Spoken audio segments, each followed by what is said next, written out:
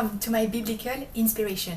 Each Thursday we are proposing you a video about the parasha of the week. This week it is the parasha Chaye Sarah.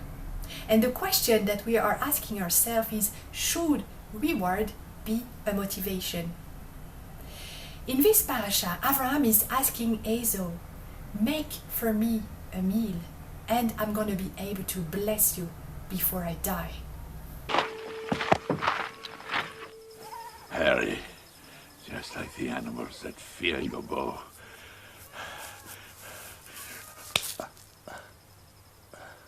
I'm an old man, Esau, and the hour of my death is near. No, Father. Now listen to me.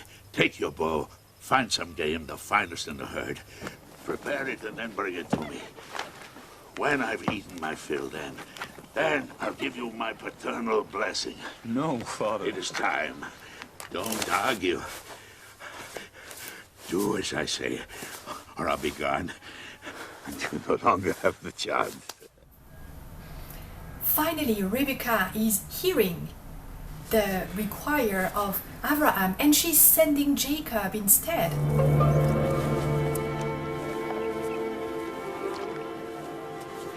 Mother, can any good come from this?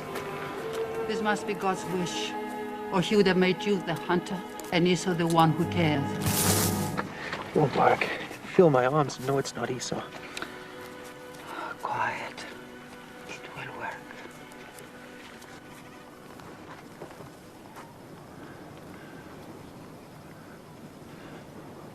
Father,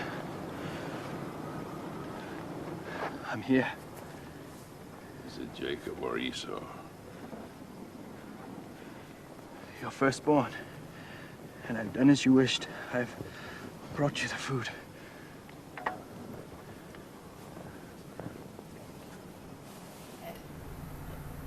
When Abraham is realizing that Jacob came instead of Esau for the blessing, he is trembling exceedingly, say the Bible in Genesis 27. Rashi told that he was trembling exceedingly in such a way that he have seen the hell beneath him.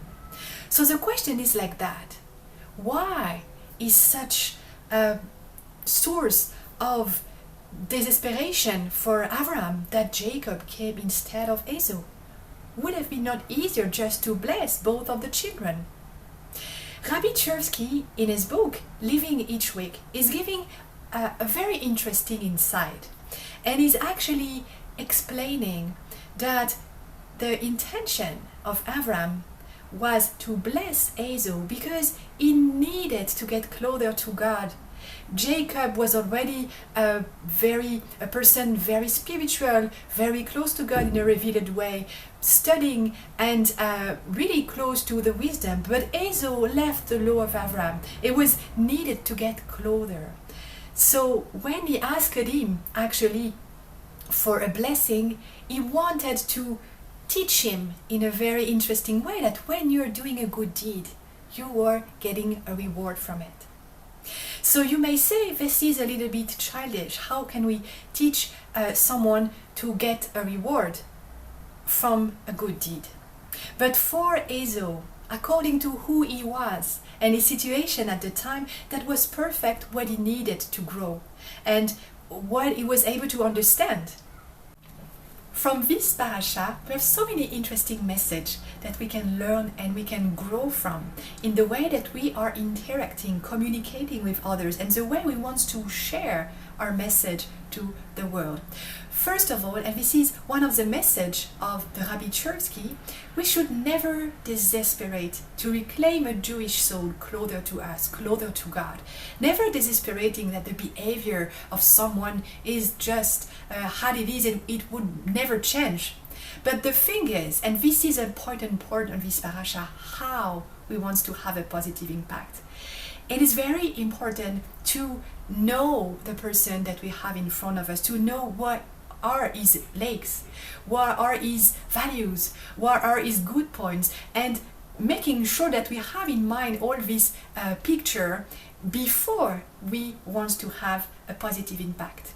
the other's idea is sharing by the Rabbi Chersky is that we should never look for reward in life. Living the right way is the reward, and we should never expect something because we are doing a good deed. But the first level, especially for the children or for someone beginning in the spiritual process, it is a way of growing, that we're doing something and we're expecting to receive something back.